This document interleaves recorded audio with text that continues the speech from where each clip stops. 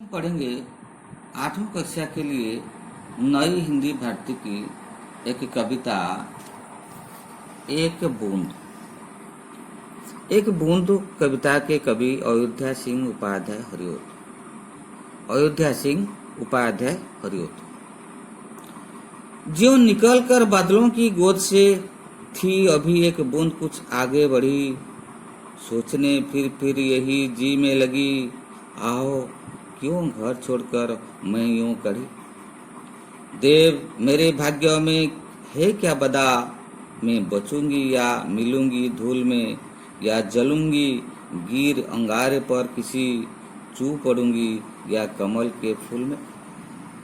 बह गई उस काल एक ऐसी हवा, वह समुंदर और आई अनमनी, एक सुंदर शिव का था मुंह खुला, वह उसी में जा पड़ी मोती बनी। लोग यूं ही है झिझकते सोचते, जबकि उनको छोड़ना पड़ता है घर, किंतु घर का छोड़ना अक्सर उन्हें बूंद लो कुछ और ही देता है कर।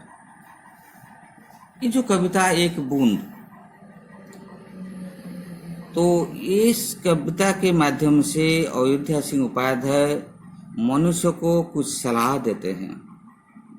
उनका कहना है कि जीवन में आगे बढ़ना जरूरी है, भविष्य में क्या होगा नहीं कहा जा सकता, फिर भी अच्छा होगा ऐसा सोचना चाहिए।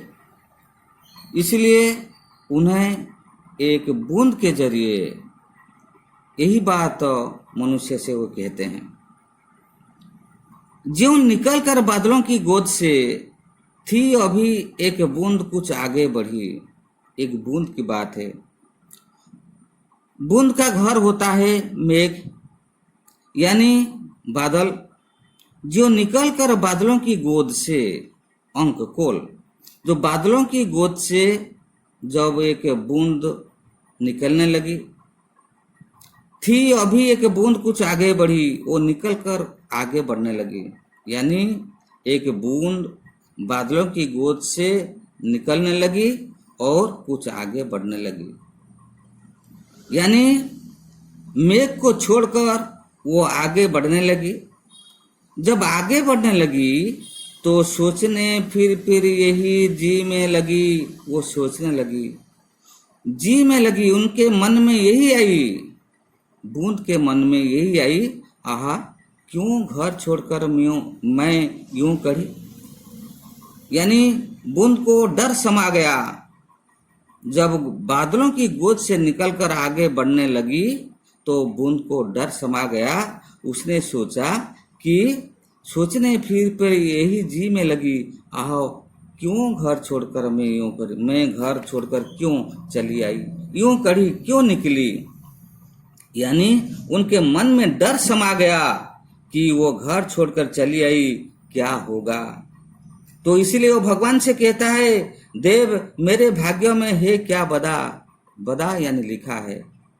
तो भगवान से वो कहता है, हे भगवान मेरे भाग्य में क्या लिखा हुआ है।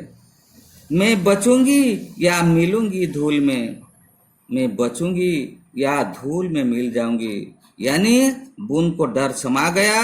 वो डरते हुए उनको लगा या मैं बचूंगी या नहीं बचूंगी, या मिलूंगी धूल में यानी धूल में मिल जाऊंगी। एक छोटा सा बूंद, जब एक बूंद मिट्टी में गिर जाएगा तो उसका अस्तित्व नष्ट हो जाएगा, धूल में नष्ट हो जाएगा, वो बिल्कुल नष्ट हो जाएगा। इसीलिए उनके मन में डर है कि मैं बचूंगी या नहीं बचूंगी, मैं धूल में मिल जाऊंगी क्या, या जलूंगी गिरे अंगारे पर किसी। फिर भी मन में डर होता है, अगर कोई अंगारे तो पर वो जलूंगी, यानी तो जलती हुई अंगारे पर अगर मैं गिर जाऊंगी तो मैं नष्ट हो जाऊंगी, या चू पड़ूंगी या कमल के फूल में। फिर भी वो उसके मन में आता है, या कोई एक कमल का फूल खिला हुआ होगा, मैं उसमें चू पड़ूंगी, गिर पड़ूंगी। यानी उनके मन में द्विधा है, द्वंद्व है। वो उसके भाग्य में क्या है उसको पता नहीं चलता है। वह डरता है कहीं वो धूल में मिल जाएगी या किसी जलते हुए अंगारे पर गिर पर नष्ट हो जाएगी, या फिर मन में भी कभी कभी आशाएं आती है या कोई कमल का फूल खिला हुआ होगा, मैं उसमें गिर पड़ूंगी, चूक पड़ूंगी। यानी आशाएं और निराशाएं दोनों उसके मन में थी। तो उस समय क्या हुआ, बह गई उस काल एक ऐसी हवा, वह समुंदर और आई अनमनी। तो बादलों की ये बादलों की गोद में जब बूंद निकलने लगी तो मन में बहुत द्विधा थी, द्वंद्व थी। वह डरती थी, फिर भी कभी कभी सुख, उसको मन में सुख आता था कि कहीं वो कमल के फूल पर गिर पड़ेगी। तो इसी प्रकार वो डरती हुई जब वो बादलों की गोद से निकलने लगी तो उसी समय क्या हुआ, बह गई उस काल एक ऐसी हवा, एक हवा बहने लगी। वह समुंदर और आई अनुमानी, समुंदर की ओर, टुवर्ड्स समुंदर को आई अनुमानी, वो अन्य मनस्क होकर वह समुंदर की ओर आ गई। हवा के कारण वह समुंदर की ओर आ गई। उसको पता नहीं चला कि वो किस ओर जा रहा है, फिर भी हवा के कारण वो समुंदर की ओर आ गई। तो बात क्या थी, बहुत बड़ी बात है। एक सुंदर शिव का था मुंह खुला, शिव एक शामुका जिसको हम कहते हैं, एक सुंदर शिव का मुंह खुला हुआ था। समुद्र में एक शिव था जिसका मुंह खुला हुआ था, वह उसी में जा पड़ी, मोती बनी। बड़ी भाग्य की बात है।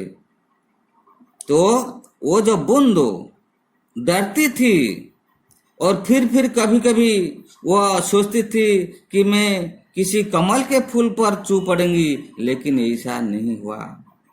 उनके जीवन में उथल पुथल हो गया। वह सबसे भाग्यवान बन गया क्योंकि वह एक शिव के मुंह में गिर गया जिसका मुंह खुला था और उसमें पड़ी और मोती बन गई, सबसे कीमती चीज बन गई। वह जो सोचती थी उससे भी ज्यादा वह बन गई। तो अभी क्या कहना है, जैसे बूंद के मन में बहुत कुछ दुविधाएं थी, चिंताएं थी, फिर भी जब वो आगे आई वो बिल्कुल मोती बन गई, सबसे कीमती चीज बन गई। उसी प्रकार मनुष्य भी जब घर छोड़ते हैं तो वह क्या करते हैं, सोचते हैं। उनके मन में दुविधा आ जाता है, वो भी सोचते हैं कि हम घर क्यों छोड़ेंगे। लोग यही झिझकते सोचते हैं। कभी क्या कहना है, लोग जब घर छोड़ते हैं, किसी काम करने के लिए बाहर जाते हैं, तो वह भी सोचते हैं, उनके मन में भी दुविधा आ जाता है, वो चिंताएं आ जाती है, वो सोचते हैं मेरे भाग्य में क्या है। क्योंकि जबकि उनको छोड़ना पड़ता है घर, जब वो उसको घर छोड़ना पड़ता है तो उस समय मन में शंकाएं आ जाते हैं। कभी क्या कहना है, किंतु घर का छोड़ना अक्सर उन्हें बूंद लो कुछ और ही देता है कर। जैसे बूंद की भांति मनुष्य को कुछ और ही कर देता है। घर छोड़ना अक्सर यानी प्राय, मनुष्य जब घर छोड़कर आगे चले जाते हैं, अपने कर्म पथ पर जाते हैं, अक्सर ऐसा होता है कि बूंद की भांति, बूंद लोग मतलब बूंद की भांति कुछ और ही कर देता है, यानी उसका भाग्य बदल जाता है। वो जैसा सोचकर वो आगे की ओर चलते हैं, उससे भी वो आगे निकल जाते हैं। इसीलिए कवि का कहना है, मनुष्य को जोखिम उठाना चाहिए। जोखिम न उठाने से कोई फायदा नहीं होगा। कि अगर जो आदमी जोखिम उठाकर वो आगे की ओर बढ़ता है तो कभी उनको आशा की रोशनी दिखाकर कहता है कि जोखिम उठाने से कुछ अच्छा ही होगा। इसीलिए मनुष्य को जोखिम उठाना चाहिए और आगे की ओर बढ़ना चाहिए। वो जो सोचता है उससे भी अच्छा होगा, इसी उम्मीद के साथ वो आगे बढ़ना चाहिए।